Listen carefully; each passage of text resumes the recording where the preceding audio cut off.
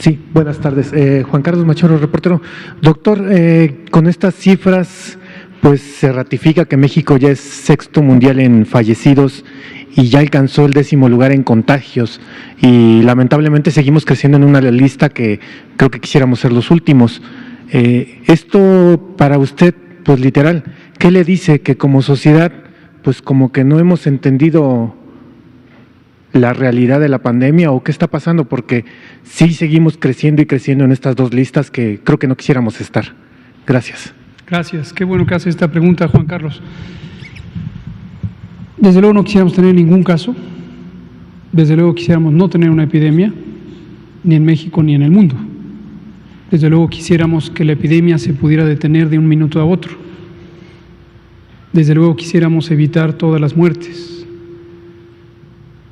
Pero desde luego esto no es posible, ni en México ni en el mundo. Por eso lo hemos estado comentando aquí con ustedes, con la sociedad, varias veces. Son conceptos que aparentemente son muy directos, pero la expectativa social, la expectativa de todos y cada uno de nosotros discrepa con la realidad. También quisiéramos no tener terremotos, no tener huracanes, no tener inundaciones, no tener deslaves. También quisiéramos no tener contaminadas nuestras cuencas hídricas. También quisiéramos tener un sistema de salud competente que se hubiera desarrollado a lo largo de los últimos 30 años. También quisiéramos no tener una epidemia enorme de enfermedades crónicas. Obesidad y sobrepeso, 3/4 partes de la población mexicana.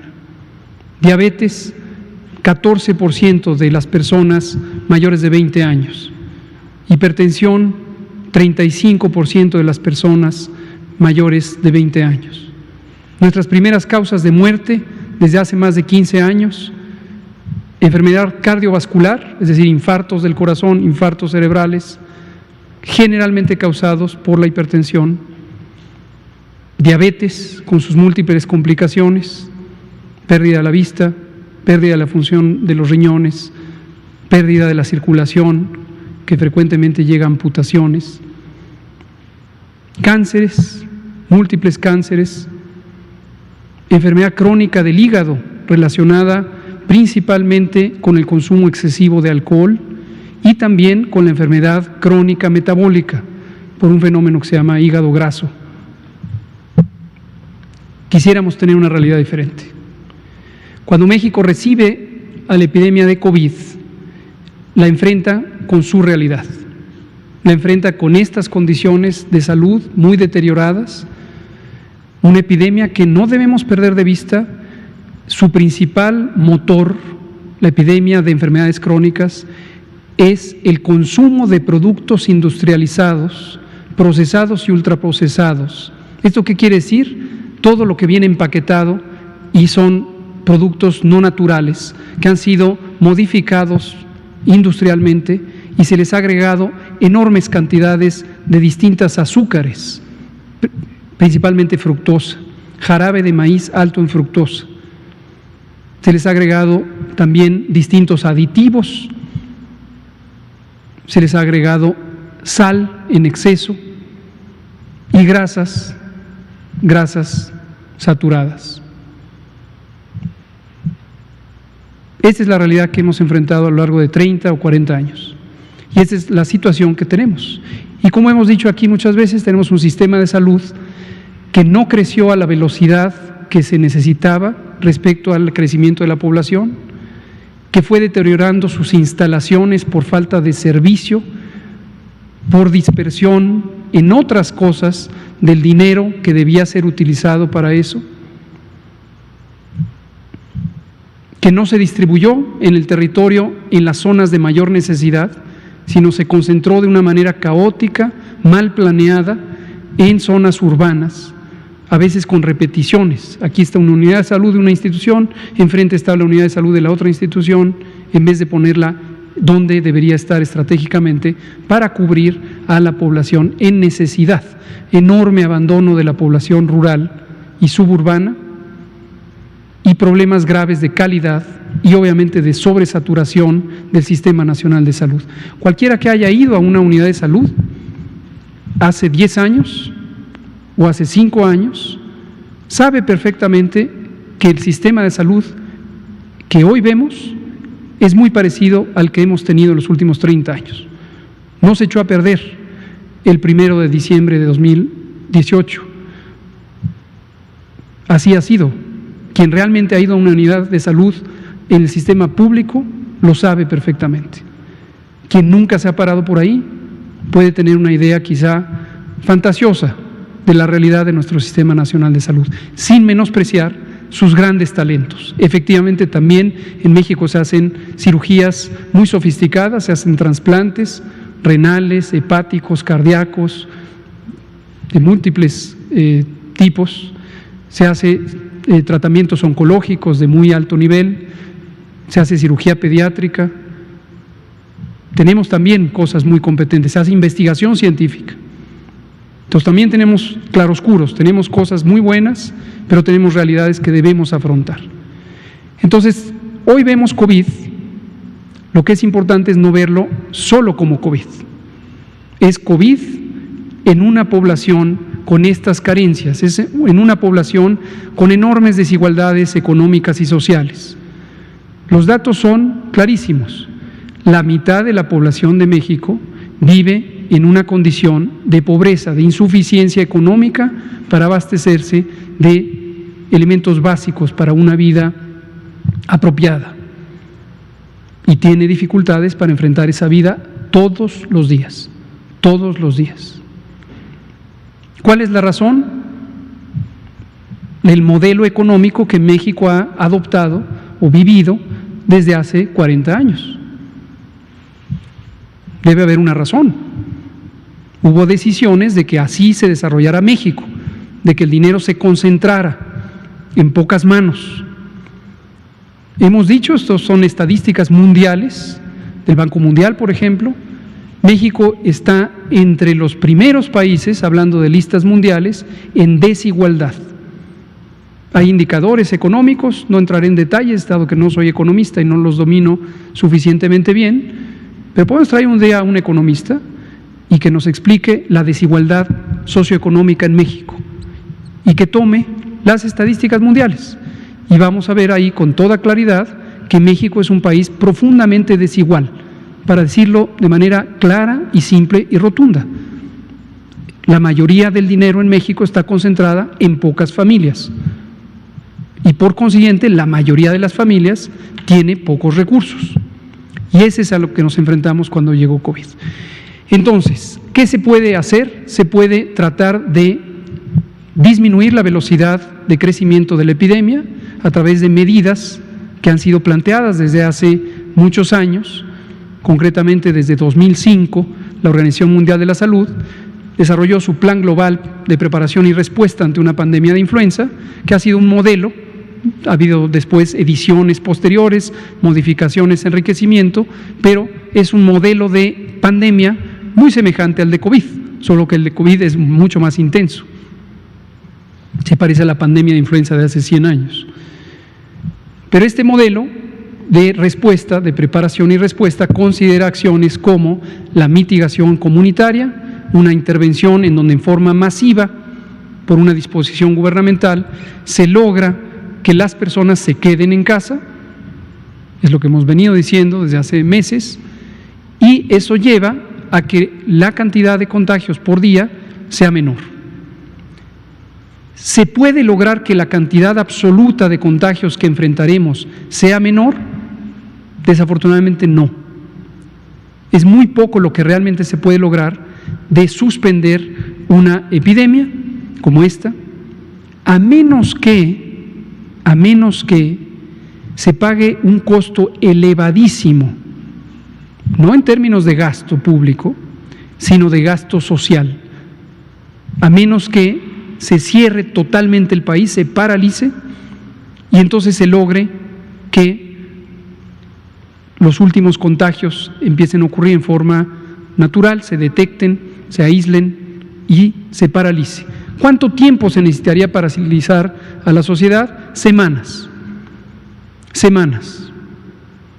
¿Y qué pasaría si una sociedad con estas características, con este nivel de desigualdad, con esta limitada capacidad de ahorro en 50% de ella, se le fuerza a que se quede en casa?